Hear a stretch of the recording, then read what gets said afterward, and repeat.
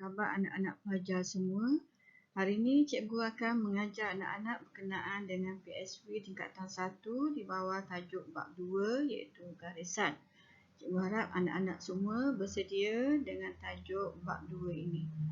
Seterusnya kita lihat sepanjang yang anak-anak depani bila belajar tajuk PSV, objektif yang anak-anak akan dapati apabila membincangkan tajuk garisan ini ialah anak-anak pelajar akan dapat memahami apakah unsur garisan yang akan dipelajari. Seterusnya, anak-anak pelajar akan mengenali serta dapat mengeksploitasi dan aplikasi sumber unsur garisan bagi mengukuhkan kefahaman terhadap bahasa seni visual. Yang mana garisan yang cikgu ajar ini adalah satu bidang bahasa seni visual.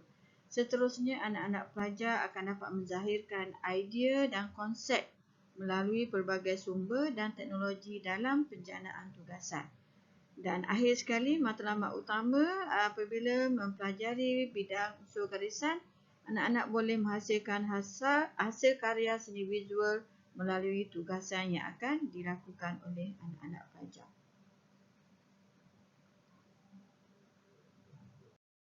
Seterusnya kita lihat apakah definisi garisan. Jadi definisi garisan, ia merupakan satu titik yang bergerak yang dihasilkan dengan menggunakan sesuatu alat media yang bermula daripada satu titik permulaan dan akan merentasi sesuatu kawasan. Ingat ya, anak-anak pelajar bermula daripada satu titik dan apabila dia bergerak dan dengan menggunakan alat media, ia adalah merupakan satu garisan. Jadi seterusnya kita lihat di sini untuk kefahaman anak-anak pelajar semua, garisan ni kalau kita di dalam bidang seni visual ni, dia ada 8 jenis, iaitu yang pertama kita sebut garisan nipis, garisan tebal, garisan bersudut, garisan berpancar, garisan putus-putus, garisan melengkung, garisan berlingkar dan garisan beralun. Sebagaimana anak-anak pelajar lihat pada slide yang cikgu tunjukkan ini, banyak gambaran-gambaran bentuk jenis garisan. Dan antara yang cikgu maklum tadi, contoh garisan tadi, kalau garisan halus, anak-anak nampak sini, garisan tebal, apabila kita guna outline contohnya, garisan yang beralun, garisan yang berduri, garisan bergerigi, garisan berpancar dan lain-lain contoh yang mana apabila kita gabungkan semua itu nanti, anak-anak boleh menghasilkan karya seni visual yang menarik. Dan di alam semula jadi juga, anak-anak biasa melihat bentuk, rupa dan sebagainya yang pelbagai jenis dan corak-corak garisan itu seperti pada daun, pada ranting-ranting pokok, sarang-sarang labah, pada gambar kuda belang ini, kemudian unjuran pucuk-pucuk taman di sekolah dan sebagainya. Ini adalah merupakan garisan-garisan yang wujud di alam semula jadi. Seterusnya juga, kita juga boleh melihat di mana garisan itu berlaku apabila dicipta oleh manusia. Antaranya, anak-anak pelajar lihat ini adalah contoh tayar dan sport rimnya yang mana semuanya itu dialunkan ataupun dibentukkan melalui garisan-garisan tadi.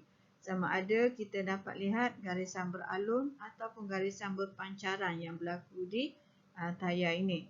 Begitu juga di jambatan, kita lihat rangka letak lantai-lantai jambatan ini secara melintang. Ini adalah contoh garisan melintang yang dilakukan oleh buatan manusia. Seterusnya, ini adalah contoh bagaimana karya seni visual dihasilkan melalui garisan tadi.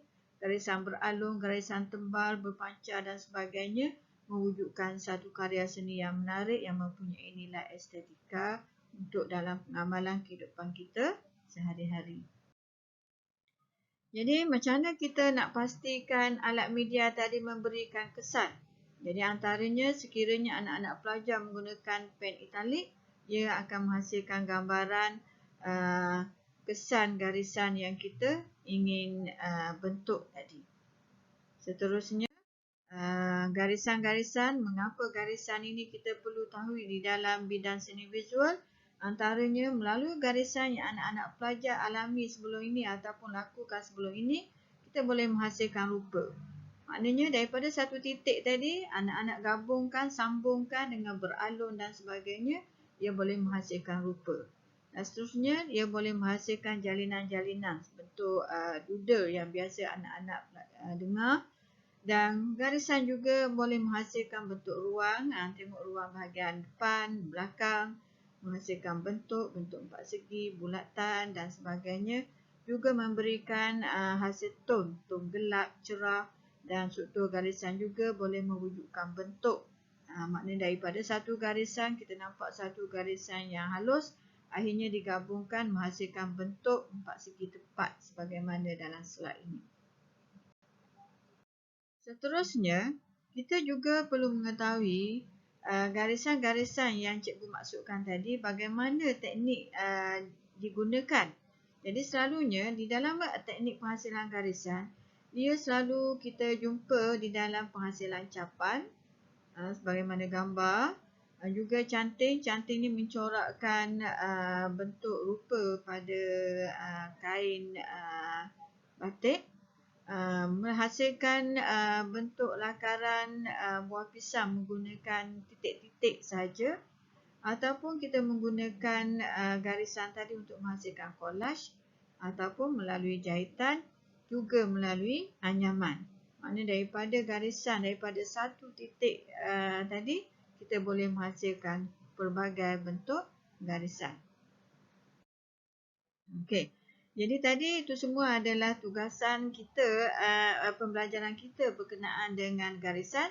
Sekarang kita lihat apa tugasan yang perlu anak-anak lakukan apabila kita mengetahui garisan tadi, iaitu anak-anak perlu menghayati apakah hasil karya seni visual yang anak-anak boleh hasilkan bila belajar melalui garisan.